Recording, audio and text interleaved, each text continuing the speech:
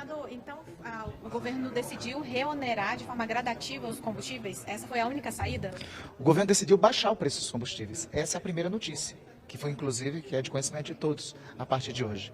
O governo herdou, na verdade, essa reoneração do governo anterior.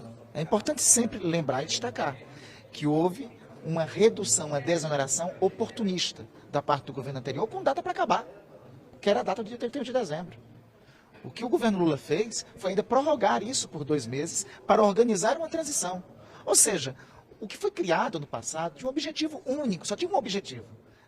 E esse objetivo fracassou. Tentar a reeleição do presidente sainte. Era este o objetivo dessa desoneração. Não era um programa sustentado, não era um programa para atender os brasileiros.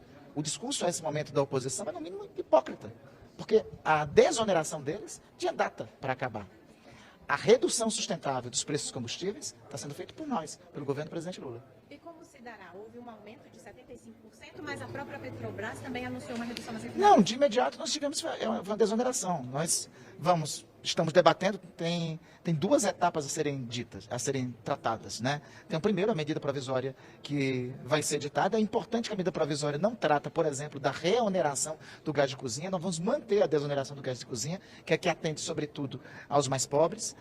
Será mantida até o final do ano a desoneração em relação ao diesel e nós vamos organizar uma fase de transição para, sobretudo, a partir de abril, de maio, quando mudará a diretoria da Petrobras, nós possamos aí entrar no mérito da discussão do PPI, do preço de paridade do combustível, que acarretará a rediscussão desse tema, outras reduções do preço do combustível. Pode ser retomada aquele projeto que foi aprovado pelo Senado, que cria condições para que a Petrobras possa atuar quando houver aumento lá fora e vice-versa?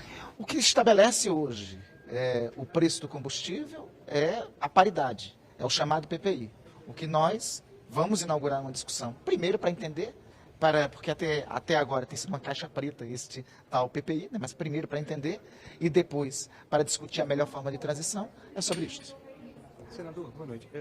O Senado e também a Câmara dos Deputados têm membros organizando e coletando assinaturas para a CPI mista do dia 8. Esta é a primeira vez que vejo que eventuais investigados querem propor uma comissão de inquérito. Então, se investigado que a comissão de inquérito, eles não querem que a comissão investigue, quer que a comissão obstrua a investigação que está em curso, né? Então, nós vamos conversar com quem assinou na Câmara, quem assinou no Senado, para fazer entender que essa não é uma CPI para investigar, é uma CPI para obstruir a investigação.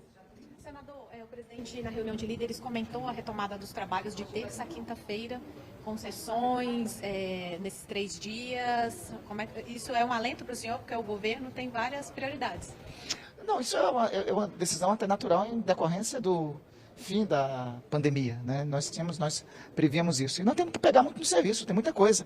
Veja, são menos de 100 dias do governo do presidente Lula, nós já recompusemos o ganho real do salário mínimo, nós já realinhamos a tabela do imposto de renda, que não ocorria há 5 anos, recuperação do poder de compra do salário mínimo não existia há 8 anos, nós já vamos editar semana que vem o Bolsa Família, vamos editar o Desenrola Brasil, que vai favorecer pelo menos 60 milhões de brasileiros que hoje estão endividados, nós já reajustamos as bolsas de doutorado e a bolsa de mestrado, que não era reajustada pelo menos desde 2013, são 50 dias que nós já fizemos tudo isso para reconstruir esse país. Ainda hoje, restabelecemos o Conselho Nacional de Segurança Alimentar.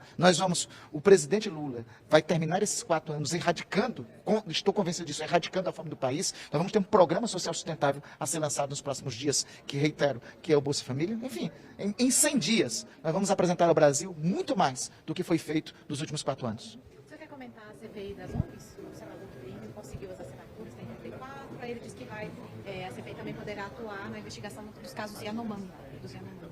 Eu acho que são temas distintos, né? Eu acho que são temas distintos. O tema dos Yanomamis é um genocídio específico que teve curso e talvez seja caso até de uma comissão parlamentar de inquérito específica. Se o senador Plínio, em relação à CPI, conseguiu as assinaturas, óbvio, deve ser cumprido o disposto no 58º da Constituição.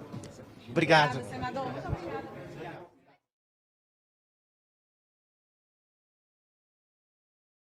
E, lamentavelmente, pessoas da justiça que poderiam estar condenando responsáveis pelo morticínio que a Covid promoveu no Brasil, inclusive pessoas que eram autoridades do governo passado naquele período, se volta contra os denunciantes, se volta contra quem teve a coragem de dizer o que se passava dentro daquela estrutura da chamada Prevent Senior.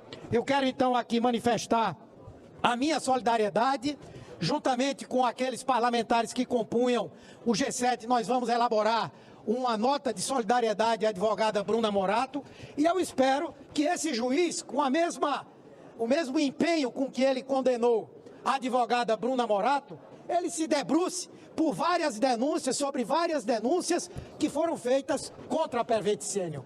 Ele alegou que não havia provas, mas as provas eram sobejamente conhecidas. Inclusive foram divulgadas na CPI. Integrantes da direção da Prevent Senior promovendo assédio moral contra médicos para obrigá-los a prescrever aquele medicamento, provado por WhatsApps, provado por postagens de internet.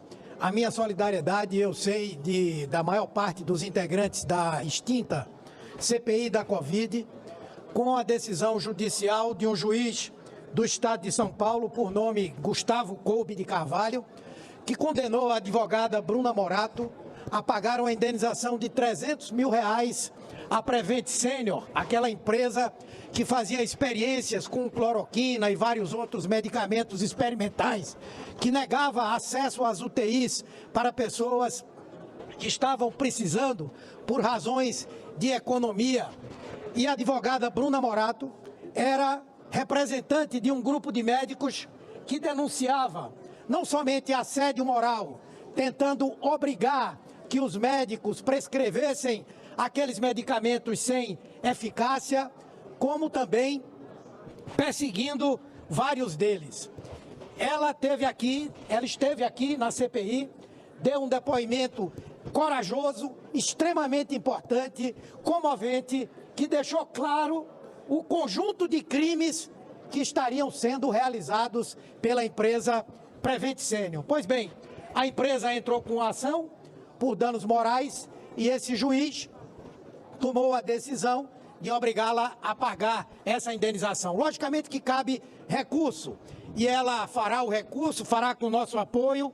É uma pessoa que merece o nosso respeito, a nossa admiração pela sua coragem. Então, senhor presidente, eu quero aqui manifestar, obviamente todos nós repudiamos, todos nós respeitamos decisões judiciais, mas temos o direito de discordar delas e de cobrar de quem toma decisões como essa o mesmo empenho para obrigar a indenizar a população brasileira, os responsáveis em grande parte por aquele morticínio.